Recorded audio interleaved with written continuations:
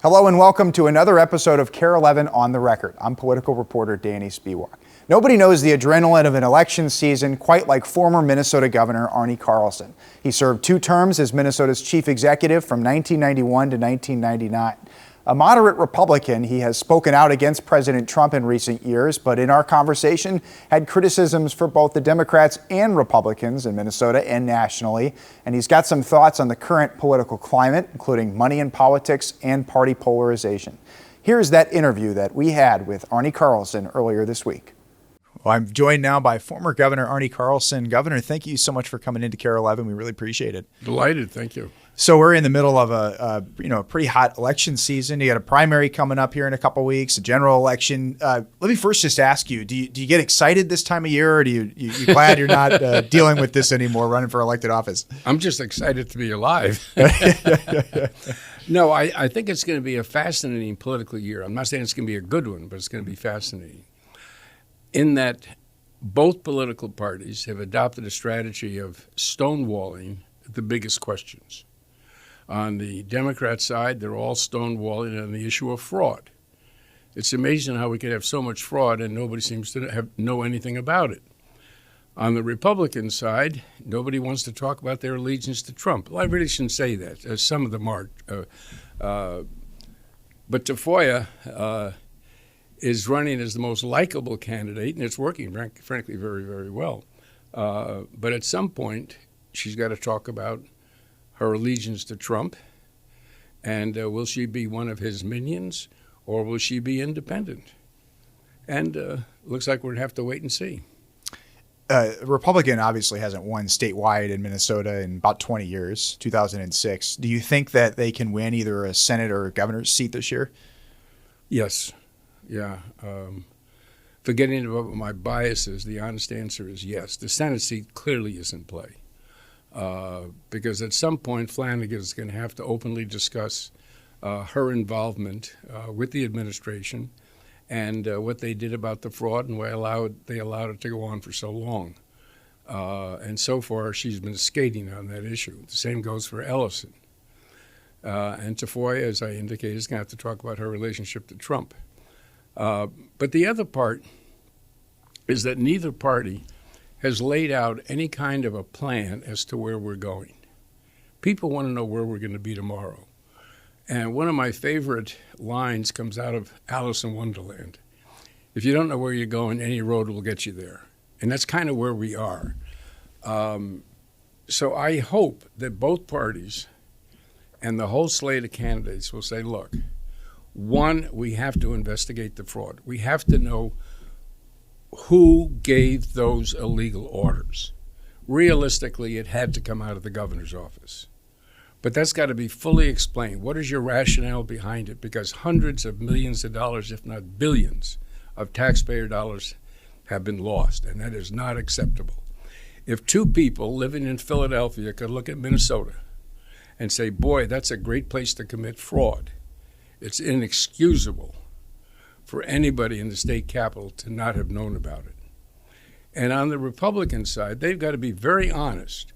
Are they going to the United States Senate? Are they going to Congress to represent the people of Minnesota? Or will they fold and become a minion for Trump?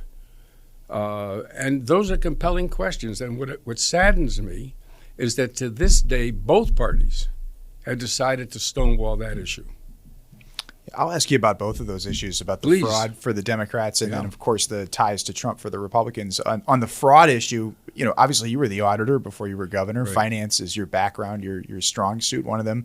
What would you have done as governor to prevent the fraud crisis that we've seen in social services programs? Well, first of all, we should remember as early as 2004, but realistically in 2012, the legislative auditor gave serious warnings about inadequate controls on internal spending. The internal audit controls were weak. I think that was insufficient and inadequate, I think were the words in the report. It seems like nobody read that report.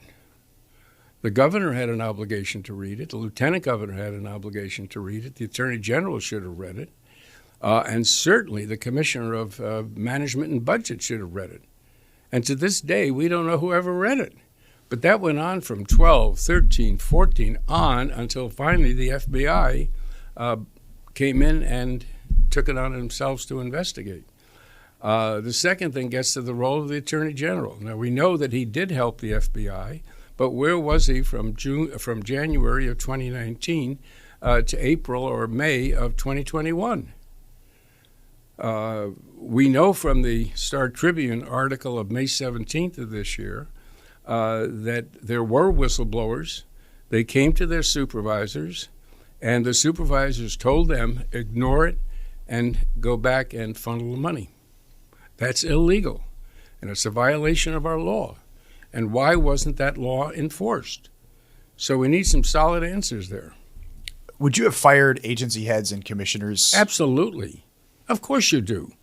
Look, one of the things that bothers me is that when I was young and growing up and coming into the political system, it was clearly understandable. You work for the people.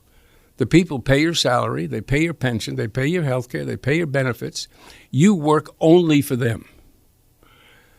Now, we, the people, work for them.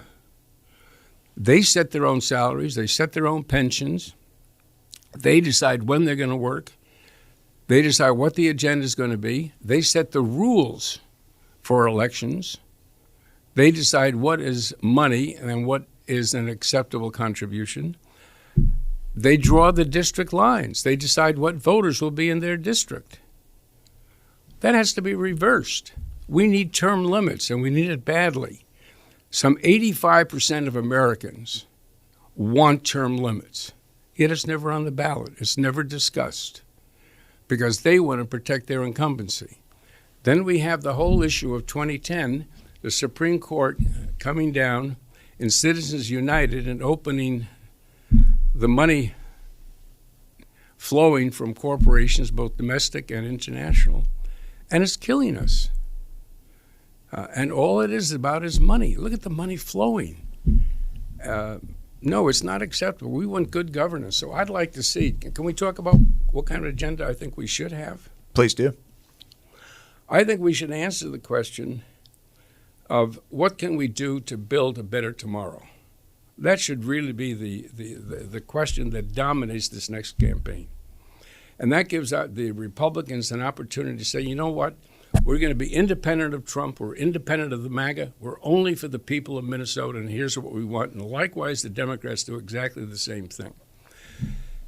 What I would like to see done, Wendell Anderson, a Democrat, did this as governor, and it was an excellent program. It was called LEAP. And that was the Loaned Executive Action Program that brought in executives to help government basically build efficiencies in its system so you could restore some trust in the spending mechanism. And I would expand that partnership. I want really well-defined goals and objectives for each agency. I want a responsible reporting mechanism. I want every commissioner responsible for reading audits. Every commissioner. There's no excuse. If you don't read it, frankly, you don't work for us anymore. It's really as simple as that. But I'd like to see a long-term financial plan. Right now, for instance, we've got a nice surplus of $3 billion. And you hear everybody bragging about it. Isn't that wonderful? Well, the problem is we also have a structural deficit coming up in the years ahead because our income is not going to match our outgo. And we're not planning for it.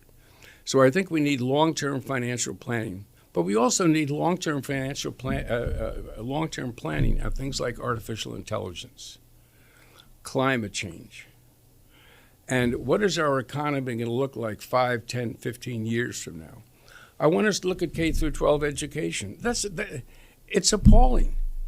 It's something like half the people, students in high school, cannot read at an acceptable level.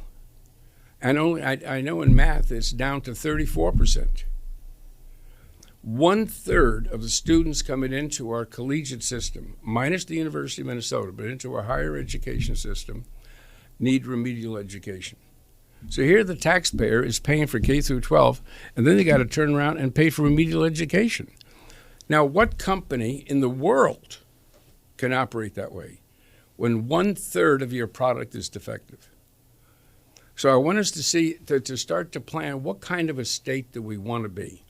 And on the government side, as I indicated, term limits. But the other part is abolish, and I mean abolish, the ability of political caucuses to raise money.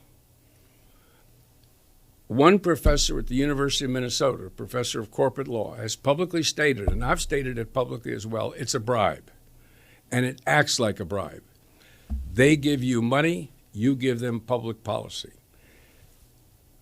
Why do we tolerate that? We can't. So I'd like to see us start to build an agenda for tomorrow that does focus on creating opportunities for our young people. And look at our healthcare system. It's getting whittled down as a result of the actions taken by the Trump administration, not because it's a cost-effective method, but politically he doesn't like Minnesota. That's not a democracy. That's not how you run a ship.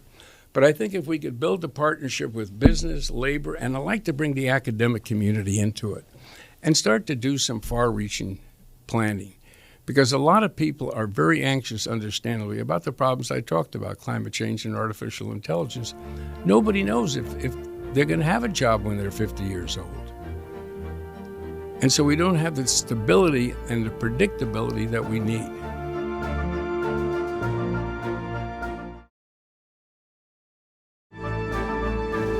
You talked about just the influence of President Trump. We've seen here in Minnesota, Governor Wallace has clashed with him on a number of issues, and least of which Operation Metro Surge. If you were governor at a time when President Trump is in office, how would you be dealing with him? That's a very fair question. I'm not sure I have a very good answer for it. I think the best thing to do is to keep it on a straight business level, and that is to draw the lines, so that you protect the best interest of Minnesota. In the case of Governor Walz, and I'm somewhat empathetic to the kind of difficult role he was in because he was a VP candidate on one hand, doing what he had to do, and on the other hand, trying to represent the people of Minnesota. And the truth is he lost out on the VP, but we're also losing out on the Trump thing. But this would be a good time for the governor to bring in the Republican members of Congress from Minnesota and put the burden on them. Instead of having Tom Emmer out there always echoing everything favorable about Trump, come in here and do some work. And let's do some heavy lifting. Why, for instance, are we closing hospitals? Why are we losing funds for our healthcare programs? These are dangerous and harmful cuts that are coming about. But I think it's very fair to start building these partisan coalitions. Not that they're always going to be positive, but at least hold everybody accountable. Trump's term will end in 2028, and there will be a world in Republican politics after President Trump. Do you think there would be a place for Republicans such as yourself, just the different issues you have, and post Trump? Would you fit into the party again at some point? I think it's going to be a long term before so-called moderate Republicans came back. I mean, I was born basically, I wouldn't say I was born in the Depression, 1934. But I remember with great respect both political parties. I mean that very sincerely.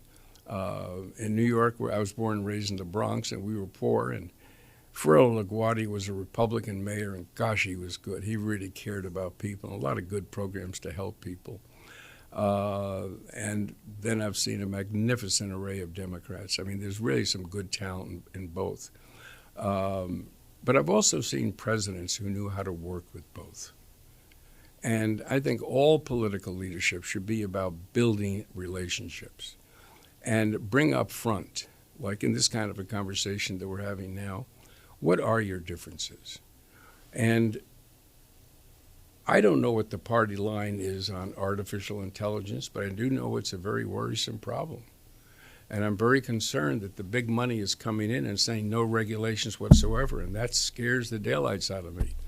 I want to keep big money out and make certain that all elected officials, without any exceptions, always represent the broad interests of the public that they serve. Climate change, very unpredictable. It's harmful. We don't know what the impact, for instance, is right now in the tourist industry. And nobody can tell you with any intelligence what's this going to look like tomorrow. And what kind of an impact is that going to have on a whole variety of communities in Minnesota? I'd like us to answer the question, what do you want Minnesota to be 5 years from now? I want it to be honest, and I want it to be competent, and I want it to be transparent. I want the people in. I don't expect government to be perfect. I don't expect them to come up with all, quote, the right answers, and I don't expect us all to agree. But I do expect us to respect intelligence, to respect integrity, and to respect the long-term good. And that means a real focus on children. When you look into the future, how do you think we solve the crisis of political polarization, not just the money in politics, but the rise of social media, algorithms? You mentioned AI. How do we reverse that trend? That's a fair question. I truly wish I had an overly intelligent answer to that, and I truthfully don't. I'm so used to the old days of a nice cup of coffee and reading the newspaper, and now I'm told the newspapers are dying out. And I do not understand all the social media, et cetera. But younger people do. And that's one of the reasons for term limits. I'm very disturbed when I look at people almost as old as me running our country. That's wrong. I'm sorry, that is wrong. Retire at 70 and get out, and that's the ball game. You want somebody with a longer perspective. And they can answer your question. They say, you know, I think this is an intelligent assessment of what AI is going to do. This is some of the positives, this is some of the negatives, and here's the role that government should play in tempering it, just as we do with capitalism. And likewise with climate change. Highly unpredictable. We have a lot of good science. That's why I want the academics in. And I think what we've done today, which is very dangerous, you refer to it as polarization, and you're correct. But it's also, we built these silos. And I live in this silo, and I don't get into that silo. No, I'm sorry. We all need to be part of the solution. It's a sense of partnership. I think governors should see themselves as having the opportunity as the CEO of a company to bring in all sorts of talents. And let's see what we can do together to plan for a better future.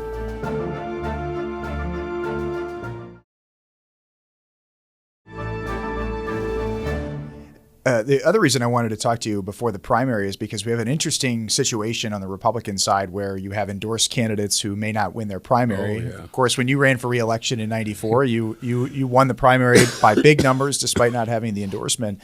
Do you think is there a disconnect between kind of the party activists and then the voters? Oh, there's a huge disconnect. The public doesn't like political parties. And by the way, they're both at 27%. 27%. Come on. As a matter of fact, the Democrats, I'm trying to think, Mark Dayton was a non-endorsed candidate, and Walz was a non-endorsed candidate. And this year, the endorsed candidate is running third and not given, I think he's down to 11%, not given much of a chance. No, I think we should visit our political system because you're raising the right question. I like the primary system. And if you can break that down into sub-meetings with people and regional meetings, that's fine. I have no problem with it. But I do think the people should decide. But I also think we need a very active and penetrating media. I mean that. I mean, we have two candidates, for heaven's sakes, who have serious problems with the IRS. One of them even had a lien on his property. And yet, the parties bless him. No, that's wrong. You can't, we're at the point now, because of the money situation, that parties now are rubber stamping incumbents, both nationally and statewide. And that's a huge liability, I can't get a straight answer from party chairman. I can't get an answer at all, come to think of it. I brought some letters here. Here are all the letters that I've written to public officials. No one is above the law. No answer. I mean, wouldn't you think with this fraud scandal, they'd want to come back and say, no, let me set you straight, Mr. Governor. Here's what the actual truth is. No, they're just silent, stonewall. And the media has to come forth and ask the penetrating question. We should not be going into this primary so ignorant on where our candidates stand on Trump and their involvement in the fraud scandal. You were quoted recently about a conversation you had with Harold Stassen back in the day about how he retires by playing politics. Yeah. Do you feel the same way? You enjoy staying involved? I'm glad you raised it. It's the honest truth. I do. I love it. I never as a child, I was trying to think, I never as a child wanted to be a policeman or a fireman or even a jet pilot. We didn't have jets in those days, even an airplane pilot. I always wanted to be into public service, always. And that's because you can make a difference. And when I look back, on one hand, you can say, well, gee, he was terribly disadvantaged with poverty and immigrant parents and blah, blah, blah. But on the other hand, those were all wonderful experiences, wonderful experiences.